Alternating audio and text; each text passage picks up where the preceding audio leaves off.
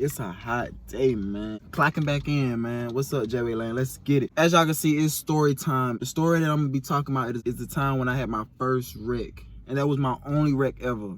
After I had that wreck, I'm not even gonna lie to y'all though. My driving skills is like A1. Like, I didn't know that car was like it was. But as I get deeper into the story, y'all know how the car was. I'm about to let y'all know about the story and how it all started and how I wrecked and what happened and how everything turned out. But right now, before I get into the story, I want y'all to start the video right now.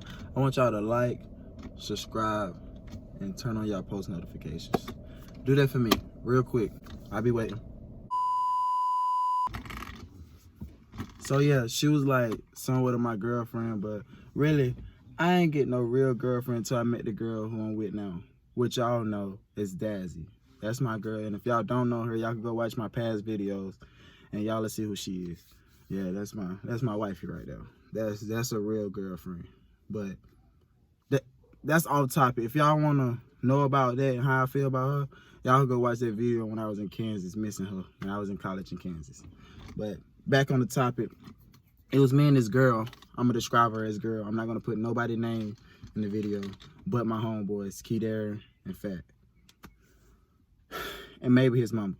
But we went to go get her godbrother's car, which he had a Mustang and it was blue and it was very fast. Like, it was a race car. He would go to the track and race all the time. So when we got the car, we was going on my friend Keydare and Fat house. Those two, and they are brothers. And we went over there talking about the car and all that, and they talking about how they uncle done beat him 1,000 times at the track and all that. And then, make a long story short, we left the house and then we went to the end of the street. I mean, we was leaving, we was backing out the driveway. And I said, let's go to the end of the street, let's show them how fast the car is. So we could see them looking out the window, watching us as we go to the end of the road. So we went to the end of the road, she hit a U-turn for us to drive down the road. So we thinking the road is just a straight shot. We didn't know it was a turn. Well, I didn't know it was a turn because I ain't the one who drove up the street. She the one who was. So I didn't really know the road. So when we got to the top, she said, "You ready?" I looked at her. I said, "Can I drive?" She was like, "Jamil, if I let you drive, do not hit the gas. This is not a regular car." But after she was talking like that, I was like, man, I know I'm about to drive this car. I'm just happy now. I'm just like, yeah, I'm about to drive. I'm not even worried about what she's saying. I had hit the gas when we switched spots. That's when it clicked in my head. But back to where I was.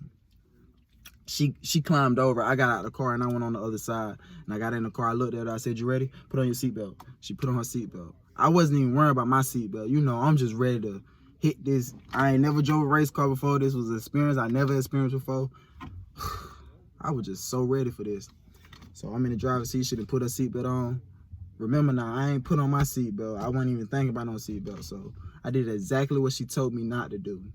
I hit the gas, and when I hit the gas, the back tires didn't have no friction to the road because I didn't know the tires, they was smooth, and he didn't get the tires changed out, so they was old race car tires on there, so it didn't really have no friction to the road. That's why we swerved and wrecked. That's the whole purpose of it. So I hit the gas, we burning out, and then next thing you know, the front of the car, it came up and it came back down, and I'm trying to control it. Now when it came back down, it started swerving. So while we swerving, she's screaming my name, "Jamil, control it," like that. The next thing you know, we hit a ditch. As soon as we hit the ditch, everything just started going in slow motion like a movie. Like, we hit the ditch. I'm controlling myself by the wheel because remember now, I ain't got on my seatbelt. So then I look over at her, I see her head hit the window, boom. And then I seen it all. And then next thing you know, boom, we hit the ground. So it's bouncing, the car is bouncing, it's rolling. And every time it bounced on her side. It never bounced on my side. So I was easy to control myself. And it's like I seen everything in slow-mo. So then I just closed my eyes. And when it was all said and done, I opened my eyes. So when I opened my eyes, it was just pitch black dark. And inside the car, it's like it glow up so you can see like some of the parts where it was glowing. And I could see her hanging. I was on the top of the car right here. So I could see her hanging. I'm shaking her. I'm like, to the girl, I'm like, "Get up, get up, get up. Please wake up, please wake up." She's not waking up. I see her legs stuck in the door. I see blood dripping from her. And her hair, it was just hanging. She had a sew-in. So At that point, I started tripping. I was like, oh my God, what I do? So then I had to get my act together. No cap, I never experienced nothing like this before, but I have now. And it made me see a lot of things different. I took my shirt off. I told her, I said, I'll be back. I took my shirt off. I bust the window and I started climbing out. And I had to jump over the car because the car was upside down. I never knew the bottom of a car was so hot until I got this thing right here. So I jumped over the car and I fell on the ground, and I got up and I started running towards Kidera and Fat House because it was right in front of their house. So I was crying for mercy. I was like, somebody help, somebody help. KD was like, man, I'm not going out there. Like, he's already traumatized from watching it the whole time while we about to wreck. Like, he's seen all of that. I don't even know what that picture even looked like to see that happen. But Keywan, who was fat, I probably done said all his names now. He ran to the car to go check on her. And I'm in the house like, what I do? Mama Nikki, who is Kidera and Fat Mama, trying to help me calm down. But then, boom, I ran back outside. So now I'm just going crazy. I started praying to the Lord. I was like, please help me. Crying for mercy. I needed it. Like, I was just so afraid and I was so young. And at the time, I didn't have no license. I had a permit. I was just a little boy, man. I was a little kid who just had a very bad wreck, who got the possibility of killing somebody right now and can go to jail for manslaughter. So I was really at a scary stage right there. Like, I was in shock. Like, I didn't know what to do. I didn't know where to go. I just knew I had to stay right there. So when Fat said he could smell gas at the car, my eyes popped wide and I ran towards the car and somebody pulled me back because I was like, if the car about to blow up and she's in it, I want to die too. Because that's just me. Like, I don't want to be on earth knowing that I done killed somebody. That's just not how I roll. I don't want to be like that. So then it took the ambulance, the police, and everybody come. It took them like 2 hours to get there. Like, it's a bad wreck that happened. All the power went out on the street too. The road pitch black dark. I'm gonna show y'all the car, and I'm probably gonna put the car at the beginning of this video. But and I'm popping it right here now. When they got there, they was helping me get out the car, and I went to the ambulance and I sat on the back, and then the police came and got me. So then I had to go sit in the police car, and I was sitting in the front seat. That's when everything was okay. That's when I knew everything was gonna be okay, because she had started screaming because she went into shock. When she woke up, she went into shock. She started screaming. This story is real touching, and it's very hot. Like, it's hot. But she was screaming, and then I was screaming her name. Like, I ain't gonna say her name. I almost said her name. But I was screaming her name. And the police and everybody started coming and all of that. And I had to go sit in the police car. While I was sitting in the police car, the police that was over there, I couldn't see her no more. They was talking to the man on the radio, and I was just quiet.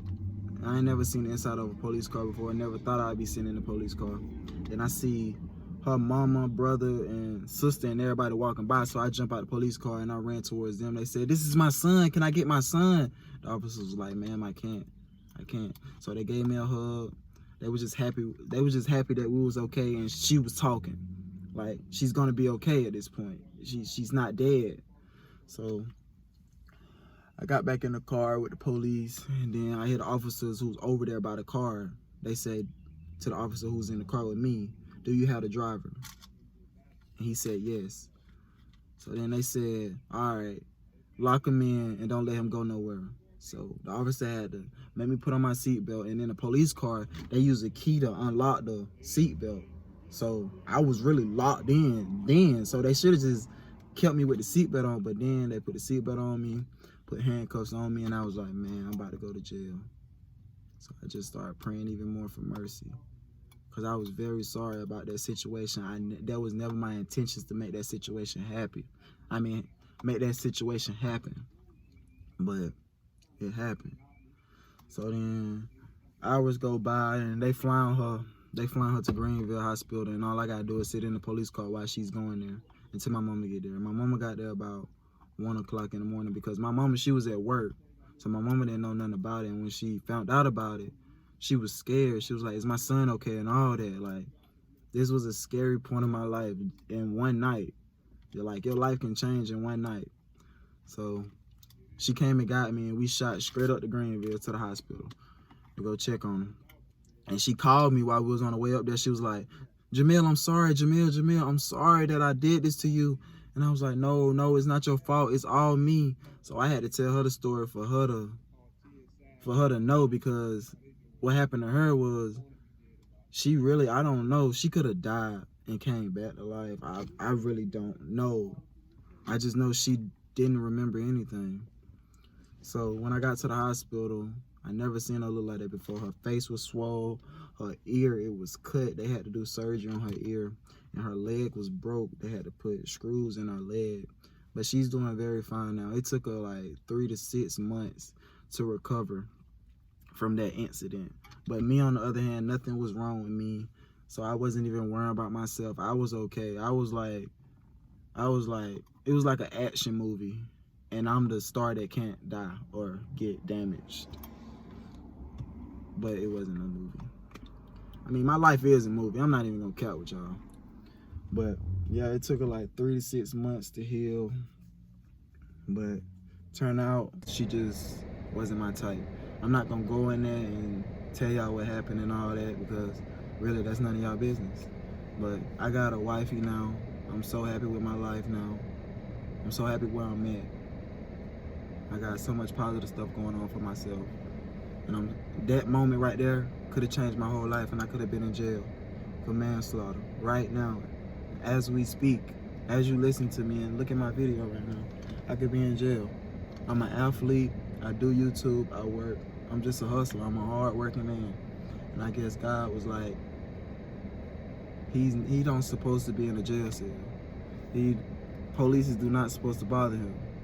He's a positive effect onto the world, so I'm here for a reason. And whatever that reason may be, it might be to spread positive vibes, or tell my story, or help those who need help through a lot, anything. But that's all I have to say for y'all today, man. That's the story talk of today, man. I want y'all to like, subscribe, comment, turn on y'all post notifications. It's your boy Jaeway, clocking in, clocking out, man. Hey, don't forget to tell your family, your friends, anybody, man. Hey, I got a lot of more stories I can tell y'all too. I ain't nothing but 19. I was born August 16, 2000, and I only been here for 19 years. And that's pretty much what I want y'all to know about me right now. Yeah, I'm from South Carolina. I'm a South Carolina baby. All y'all out there on this earth, man, check in on me, man. You know, check in on the tube. Watch what I got planned. I got a lot of videos already to show y'all. So stay tuned.